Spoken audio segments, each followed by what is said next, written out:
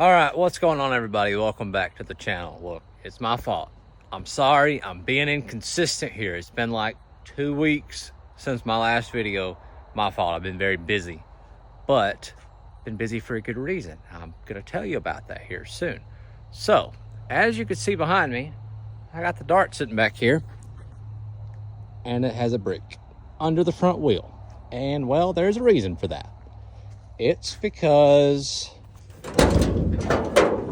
I don't know if you're gonna be able to tell this or not, but you see the light behind the engine where the transmission goes? Yeah, there's no transmission there. So I recorded a couple clips. I recorded a couple clips of the day of the incident. So I'm gonna throw those in right here, and I'll catch back up with you after those clips. We have the Dart on the lift. So what you don't know, catch you up to date here. The transmission's been in the car. I've been tinkering with it. Been trying to get it to shift right. I don't know if anybody's familiar or not, but the Dodge detent cable stuff, it's kind of particular. It's not like just a kick down. You have to run it. If it has to have a certain amount of throw, like the factory linkages have a certain amount of throw, and then the Holley carburetors don't have that exact throw, and you had to get a bracket, something like that. I don't know. I've been trying to figure it out, but I've been having trouble. And I believe in my time of trying to figure it out, I don't know if I've maybe hurt the transmission or if it was hurt before. I really don't know, because it come out of a car that had been sitting forever. It had bugs in it. I don't know, did not know the condition of the transmission. But the other day, I was trying to get it to shift right. So what it'll do, start back, what it'll do, it'll shift first to second gear just like that, really fast. And then it'll wind out, and sometimes it'll shift into third gear, but most of the time only if you let off the throttle. If you adjust the cable one way where you get to shift first and second gear healthy, then it won't shift third at all. Or if you make it, like I said before, if you make it shift third gear at any reasonable time, you never even feel it shift to second gear, and it will start off in second gear. So it's something with that detent cable, I believe. Maybe a band adjustment too. So the other day, Jerry and I here, we had the car on the lift. We were trying to mess with it and try to get it right. And I decided I'm gonna adjust the band, because you can adjust one of these bands from the outside of the transmission over here.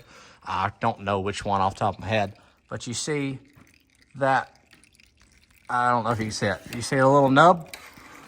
Where's it at? See right there above that line? Little nub? That's a transmission band adjustment. And we adjusted that band, and it seemed like it shifted third gear better then, right?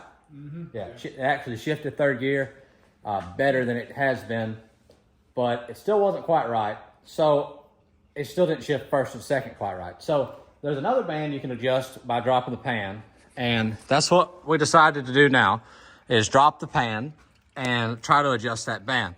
But I'm not really particularly liking what I'm seeing here. So, negative Nancy. Oh, okay. Okay.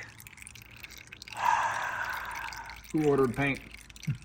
So it kind of looks exactly like that transmission did before, with the metallic in the, in the fluid, and it's a little dark looking like it's clutch material. But the thing is, like I said, I didn't know the condition of this transmission, so it may have needed this before. Don't know. I could have made it worse. I don't know. But we're gonna drop the pan and see if we see any chunks. If there are any chunks in the pan, we're in bad shape. Not good shape. So let's see, I guess. Okay, first look. So I found one of our shifting issues. It looks like the snap. Yeah. So that's kind of a common thing when you put a shift kit in this. I think you're supposed to upgrade that. I didn't. And that's the accumulator. Yeah, I didn't upgrade anything with the accumulator. So apparently that's what happens. And I know the snap ring was seated. So yeah, the snap ring is still seated. So that's not good. How are we looking in here? That's metal. Is that metal? That's metal. That's all metal. Okay. That's metal. Okay. Metal. Yep. Metal. Yep. All right, well, we're back to square one. I think I'm going to get a cheap... Back to ground zero. Back to ground zero. I need to look and make sure there's no scoring on up there somewhere. If there's no scoring, potentially I can rebuild. I think I'm just going to have to rebuild it. We're in bad shape. It shifted great, though, until it didn't shift great. So, square one. But with a shift kit. So, yeah. Anyway, that's all we got. Hey, look, I got some slicks. Not like it matters. It don't drive. Right, Jerry? It drives. Yeah. Okay. So, that's all. I'm disappointed. I know you are too. We'll fix it. Maybe. So exactly 56 minutes after that last video was recorded, we now have the transmission out. Well, Jerry here, me and Jerry just knocked it out. It's out on the table. We're out of there. I'm gone. Big racks. I'm on. You know what I'm saying? Yeah, so I'm going to have to go through that. The junkyard transmission, obviously, it's got some metal in there. The fluid doesn't look good. That one doesn't either. Hopefully I can make two and have the hard parts between both of these to make an okay-ish transmission. I'm just going to rebuild it like I should have from the get-go. You know, we're making like maybe on a good day 400 horse, probably less than that. So I'm not going to do any sort of HD rebuild or nothing like that. I'm sure some good standard products like I think it's like a $200 for the whole rebuild kit, clutches, seals, everything. May get a nice band or something, Kevlar band, maybe upgrade, just some small things. But yeah, I think I'm gonna have to go through it. We didn't quite get to Junkyard LS this thing, you know, like where they get one from the yard and throw a turbo on it and make 1,000 horsepower. I didn't have that luck. So I guess for now, that's all we got. We got transmission out. I'm gonna diagnose and order parts and catch back up in the future. Catching back up with you. All right, so after those clips, you know, me and Jerry, we pulled the transmission out of it. Transmission is, it could probably be fixed realistically, but you know, it's been sitting for who knows how long. Come out of a 72 Dart that you'll learn about here in the future, but that car has been parked for forever. I have no idea any of the background information on how long it has been sitting. So the internals of that transmission were a mystery. It seemed to shift fine and whatnot, but I really think it boils down to, I probably should have upgraded some more things with the shift kit. The thing shifted flawlessly when it shifted. So there's still some things wrong with it. Probably my fault. It is what it is. You know, that was just a get-by transmission. Like I said, I want to bang some gears in this car. Just couldn't afford it, right? Well, I had this crazy deal. No kidding, crazy deal. So I think that was Saturday, maybe. Saturday that my transmission got, you know, found out it was bad, pulled it out of the car. Was going to go through it, rebuild it, whatever. Monday I got a call. He's a buddy of mine. I talked to him a while back, you know, quite a good ways back, but I kind of forgot about it. He has multiple T56s. Happens to have one 88,000 mile unit out of his daily driven 97 Trans Am at the time. Developed a leak around the drain plug, and either way, nothing wrong with it, but it got pulled out of the car. When he got rid of the car, it got pulled out of it. So it's been sitting under his shelf. He has 2 or 3 spare T56s, but he has a pretty big shop that needed some insulation hung, and him and his wife, they're more than capable of taking care of most everything, but this operation definitely required at least 3 people. We were like on a platform on a forklift, and he had to drive the forklift, and me and his wife were up there hanging these big 4x8 insulation panels. I mean, it definitely was a big team effort.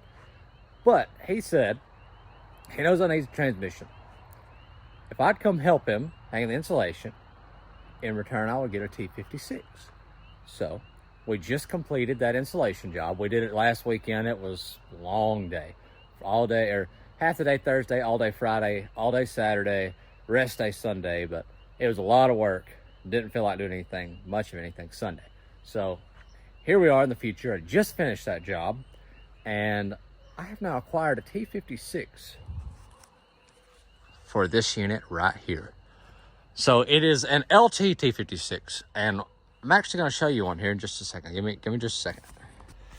So this is not my transmission, but this is an LT1 T56. All the LT1 T56s has external slave cylinders here, and they had this fork right there that pushed on the clutch there, or on the pressure plate to release clutch and whatnot. Well, this is an LT1 T56. I cannot use just straight out the box this LT1 T56 in that car. So I'm gonna have to convert this LT T56 to an LS T56. It's not a huge deal. You got to change like the mid plate is what they call it, the front plate, mid plate, whatever. You got to change that, or have it machined, or change it to an LS style. That way it'll accept an it'll accept internal slave cylinder, like an LS style, like 2000. Say you looked up one for a 01 Camaro, the internal style slave cylinder. It has to be changed to that. Then I have to change the input shaft because the LS one is longer. And then I can get an adapter belt housing to bolt up right to this small block Mopar. There's other, knickknacks and whatnot that needs to happen, but nothing that can't be purchased. This is probably the only way that I'm going to be able to afford to put a T56 in this car, because as some of you know, I'm sure, a used one, $2 grand, $1,500 bucks, $2 grand, easy. Unless you get deals, you can get deals here and there, but the general market value, you're going to spend around $2,000 for a halfway decent T56. So I'm getting this one, like I said, crazy deal. Super awesome of him to help me out like that. We got a shop done. He's super pleased with it. So hopefully early next week, I'm gonna pick that T56 up. I'll show it to you guys. I've got some parts already here. I actually had another buddy that had done the swap previously from a 318 T56, and he put a Hemi in his car. So he had a brand new, like less than 1,000 mile flywheel, clutch, and pressure plate, like a Silver Sport transmission, flywheel, and McLeod clutch and all that, and McLeod pressure plate that he wasn't going to use anymore. Sold it to me for a killer deal. And so I just need a pilot bushing. I need just, like I said, a handful of things, and then we can put it in this rig. So obviously the T56 is much bigger than the old 3-speed style. You can't see a thing. Hold on. Okay, so the T56 is much bigger than these old 3-speeds. So I'm going to have to do some slicing and dicing here. Hopefully not too bad, but I've heard it's got to be like, I've heard stories of them touching the heater box. Like, it's got to be sliced and diced pretty good. So I'm going to update you guys on that, but I just wanted to let you know, catch you up to speed, I guess you could say. As I've missed 2 weeks worth of videos, so that's my fault.